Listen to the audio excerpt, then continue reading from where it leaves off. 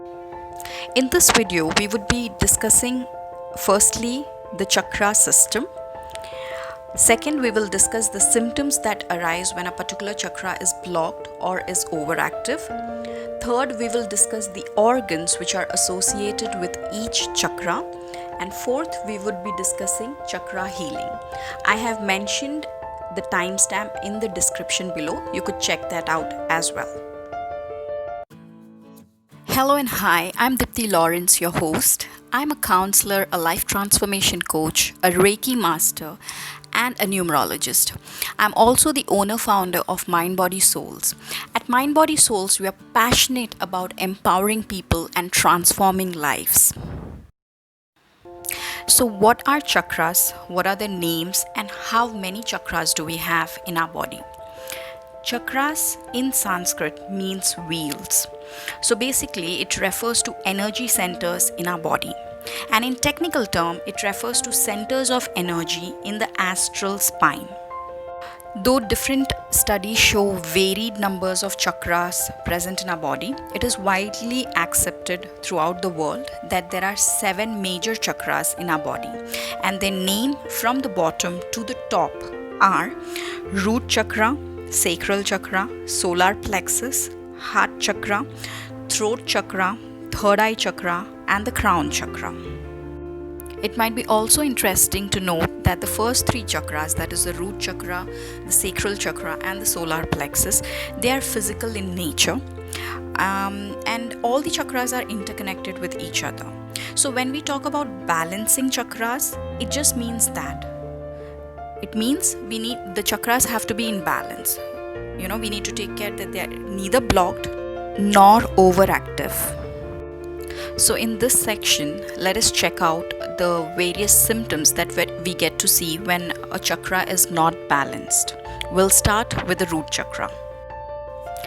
Root chakra is also called the Mooladhara chakra.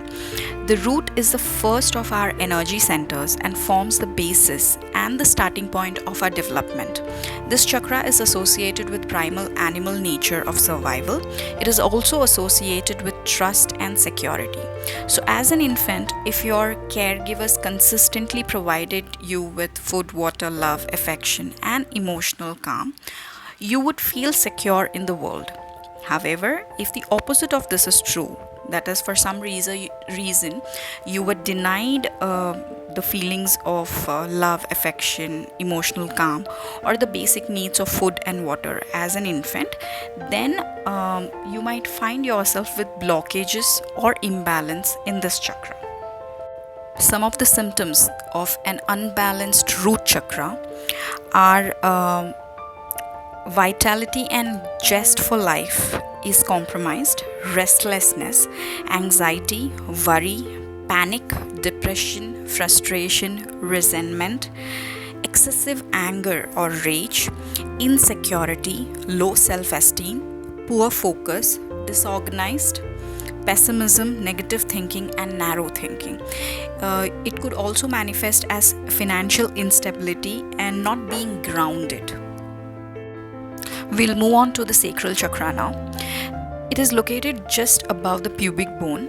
It is responsible for passion, sexuality, intimacy, creativity, and joy. Some of the symptoms of an unbalanced sacral chakra are lower back pain, lower gastrointestinal problems, decreased libido, isolating behavior, lack of creativity and passion, addictions that numb and disassociate a person from feeling or from the situation. Addictions would involve any kind of addictions. For example, addiction to cigarettes, addiction to porn, addiction to substances, to overeating. So it could be anything, and this kind of helps the person to numb that feeling that arises from the situation which he or she is not able to deal with. We'll move on to the next chakra, which is the solar plexus. So solar plexus is found in the upper part of your belly where your diaphragm rests. It is the third chakra from the bottom. Some of the symptoms of an unbalanced solar plexus is anxiety, stomach ulcers, gas, indigestion, diabetes, um, problems or issues setting boundaries, people pleasing nature, being manipulative, being overly aggressive and dominating, and also having acid reflux. Now, how do you know that you have an acid reflux? Is you can make that out when you wake up in the morning. If you have acid reflux, you would have bad breath and you would have a sore throat. So that shows that you have acid reflux, and this is one of the symptoms of having an unbalanced solar plexus.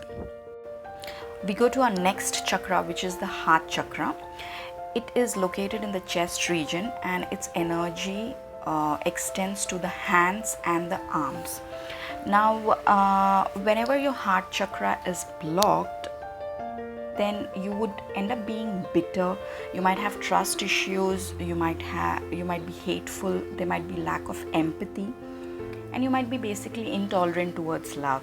And if your heart chakra is overactive, then you would be somebody who believes in self-sacrificing, like putting others before you. You might be jealous, you might not be independent, and you might give too much of yourself. Basically, you might have problems setting boundaries. We move on to our next chakra, which is the throat chakra. This is located in our throat region, and it is all about communication, expression, being confident while communicating your ideas. But one thing that many people don't know is that this chakra is also associated with our listening skills. So in case if throat chakra is blocked, then you would be a person who would end up having too many arguments. There would be a lack of communication. You might not express yourself clearly. You might not be able to express yourself clearly, and you might withhold a lot of secrets.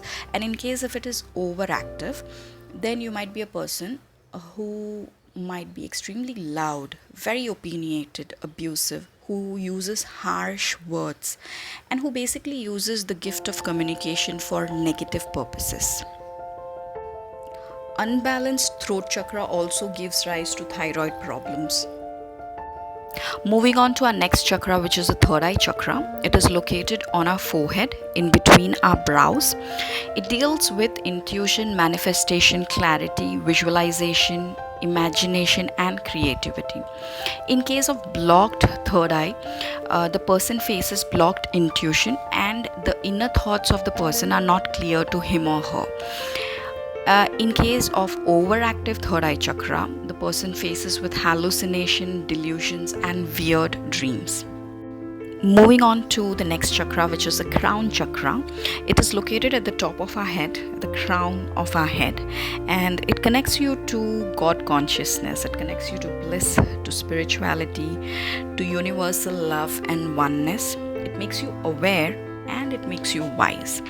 So in case of blocked crown chakra, a person might suffer from depression, or they might not be too keen to understand spirituality.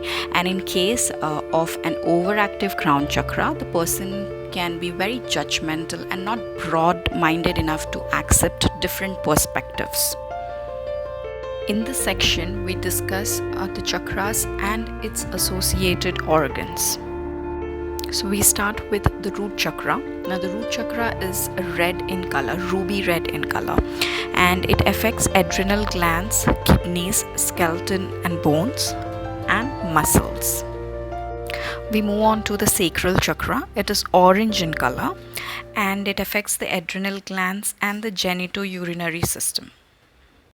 We move on to the solar plexus, which is yellow in color, and it affects organs like kidneys, intestines, pancreas. It also deals with, or rather is associated with, issues like stomach ulcers, back pain. It's also associated with our sense of sight, blurriness of vision, etc. We move on to the heart chakra, which is green in color, and it is located in the chest region, as I said before.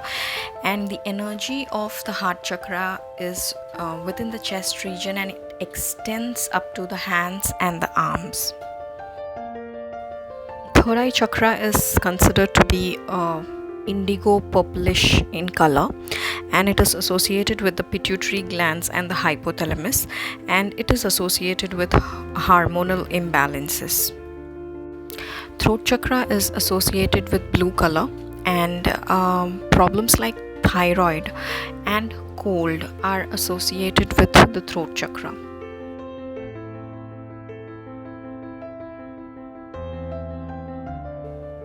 Crown chakra is considered to be purplish white in color, and it is associated with the pineal glands. So now I'm going to discuss with you some ways of how we can heal our unbalanced chakras. So we can heal our unbalanced chakras through the use of affirmations, through the use of essential oil, through yoga. We can go to professional energy healers for the same. We can do chakra meditation. We can heal it using crystals.